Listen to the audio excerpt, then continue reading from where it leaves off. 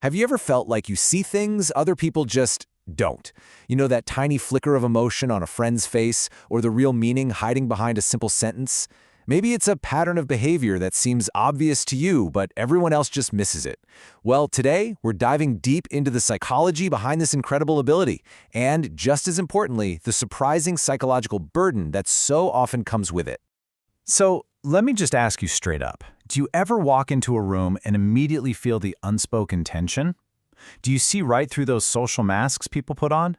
Do you have this knack for spotting lies almost instantly? If you're nodding along right now, then you know exactly what I'm talking about, and this explainer is definitely for you. Okay, let's get right into it. This ability to see what others miss, well, it's a total double-edged sword. On one side, it's an absolute gift. You can catch the most subtle cues, read hidden emotions, and see the truth when no one else does. But there's another side, and it can feel like a curse. This constant awareness can push you into feeling isolated, create this relentless doubt in your mind, and lead to just complete emotional burnout. It's this exact tension that we're going to unpack today. So, how does this actually work? I mean, it can feel like some kind of superpower, right? Like a sixth sense. But it's actually grounded in some really fascinating cognitive processes. So let's pull back the curtain and look at the real science behind hyperception. A really key concept here is something neuroscientists call thin slicing.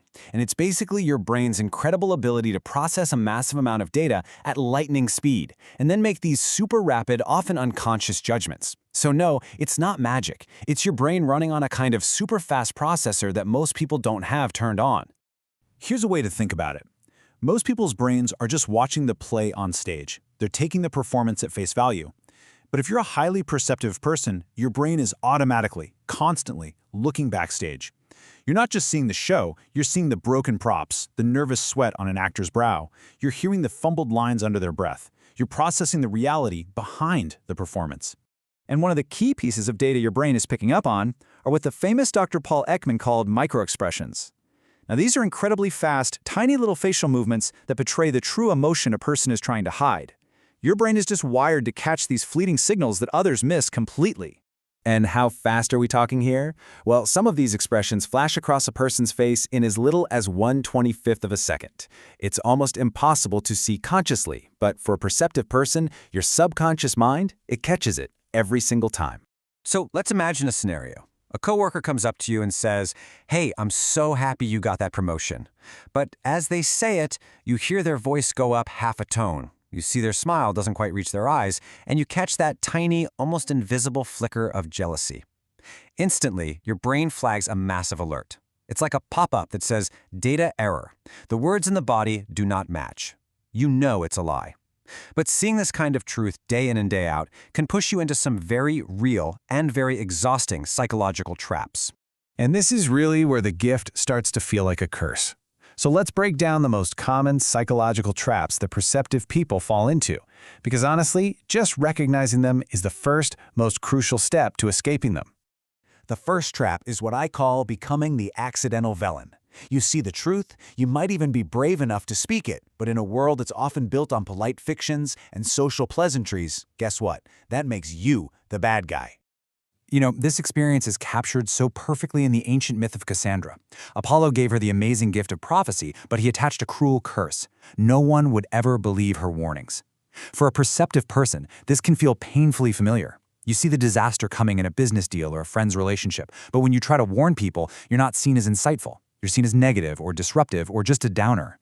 The second trap kind of builds on that sense of isolation. It's the detective trap. This is where your ability to observe things turns into a toxic obsession with overthinking. It becomes a switch you just can't seem to turn off. And it creates this really dangerous cognitive loop. It starts small. You see one tiny inconsistency, but then you immediately assume there's a hidden, probably negative meaning behind it. From there, your brain kicks into overdrive and confirmation bias takes over. It starts filtering everything to prove that initial suspicion was right. And the end result? You get stuck in this state of high alert, unable to trust anyone, or even just relax and enjoy the present moment. And the final trap, well, it's a lonely one. Because you understand people so deeply, you often become an emotional dumping ground. You end up carrying the weight of everyone's unspoken truths. The friend in the failing marriage, the coworker who's being manipulated. But the tragic part is, Nobody ever sees the weight that you're carrying for them. Okay, so that's the problem. And I know it sounds pretty bleak, but here's the turning point. This is the good news. You absolutely can take back control. Let's walk through 3 really powerful principles to help you manage this ability without letting it completely consume you. And this brings us to the single most important mindset shift you can make. You can't just unsee what you see. Telling a perceptive person to just think less is like telling someone with perfect 20/20 vision to just make the world a little blurrier. It's impossible.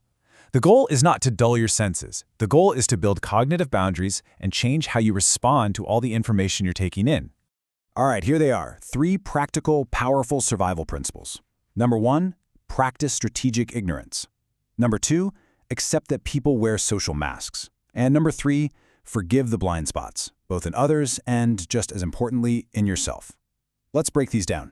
So the first one, strategic ignorance, is all about separating truth from responsibility. Just because you see something doesn't automatically mean it's your job to fix it.